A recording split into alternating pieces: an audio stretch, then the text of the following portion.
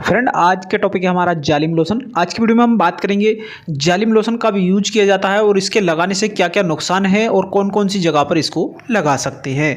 तो सबसे पहले जान लीजिए, जब हमारी बॉडी में ईचिंग की प्रॉब्लम हो जाती है या रिंगवर्म बन जाते हैं या तो आपके जो रिंगवर्म होते हैं इनमें बहुत सारी ईचिंग होती है, यानी कि बहुत खुजलाहट मचती है और आप खुजाते हुए परेशान हो जाते हैं।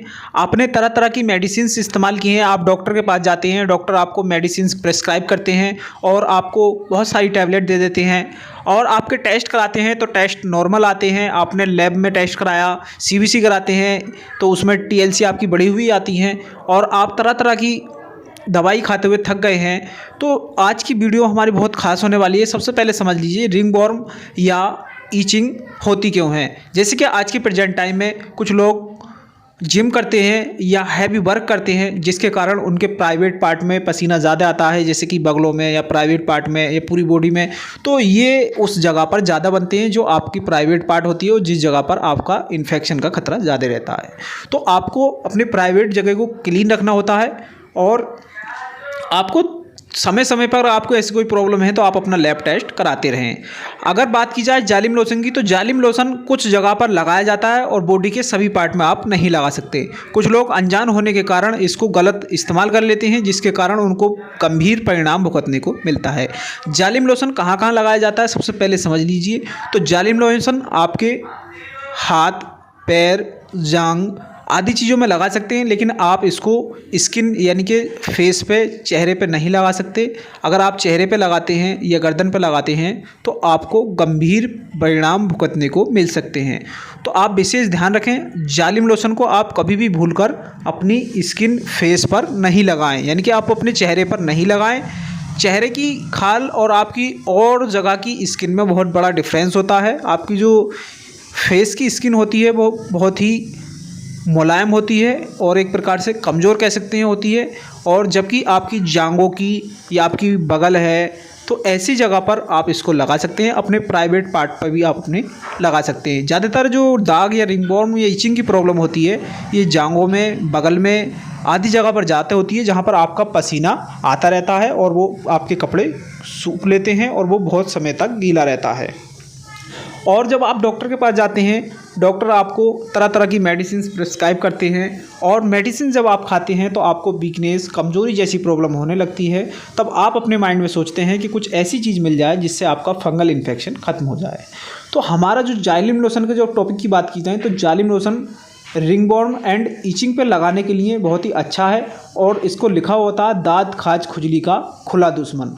ये दाद, खाज, खुजली के लिए बहुत ही अच्छा कारगर है। जिस जगह पर आपके रिंगवर्म हो या दाद, खाज, खुजली हो, आप इसको रुई के द्वारा अपने प्राइवेट जगह पर लगाएं, उस जगह पर लगाएं। ये उस जगह की स्किन को का जो इन्फेक्शन होता है उसको ख़त्म कर देता है और आपके फंगल इन्फेक्शन से अगर आपकी ईचिंग है या रिंगवर्म है तो ये आपका ख़त्म हो जाएगा। अगर बात की जाए तो ये आपको 10 ml के पैक में मिल जाता है और ये आपको हर मेडिकल स्टोर पर मिल जाता है।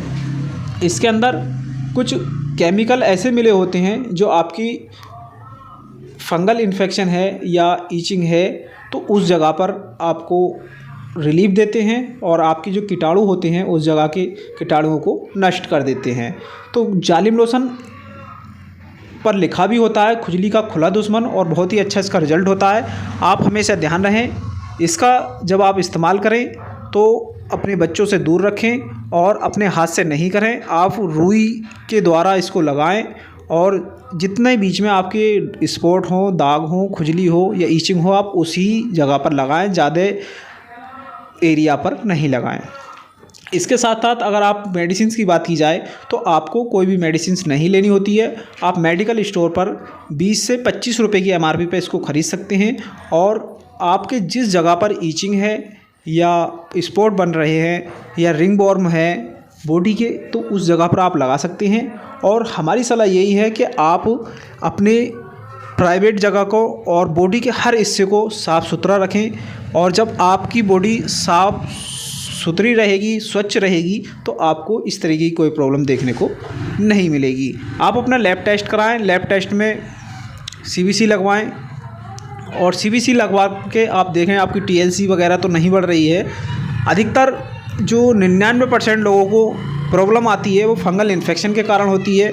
जैसे कि आजकल हमारा खान पान हो गया है, उस पे हम परहेज़ नहीं कर पाते, बाज़ारू खाना खाते हैं। जैसे बाज़ार में कोई भी फल कटा हुआ बिक रहा है तो उस पे तरह तरह की मक्खियाँ बैठती हैं, तो ये चीज़ इन्फेक्शन में आ जाती है और इन्फेक्शन इनसे ही बहुत ज़्यादा फैल रहा है। तो जालिम लोशन को आप बॉडी के जिस पार्ट में आपकी फंगल इन्फेक्शन है या ईचिंग है या दाग हैं, तो उस जगह को रुई के द्वारा लगाएं और आप इसके लगाने के बाद में अपने हाथ साबुन से अच्छी तरीके से वॉश कर लें।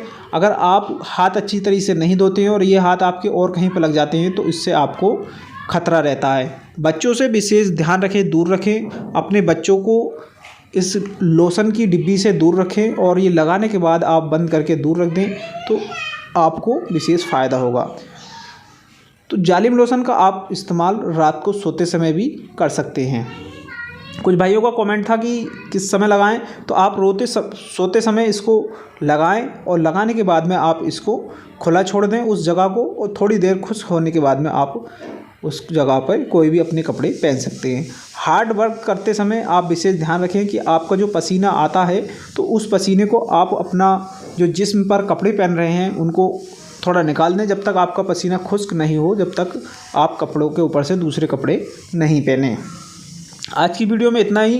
कमेंट करके अपना जवाब जरूर दें वीडियो आपको कैसी लगी। अगर वीडियो में कोई त्रुटि है तो कमेंट करें, जिससे हम आगे जो वीडियो बनाएं उसमें इसको सुधार सकें। मैं आपका दोस्त डॉक्टर मोहम्मद आदिल, मिलते हैं अगली नई वीडियो में। जय हिंद, जय भारत।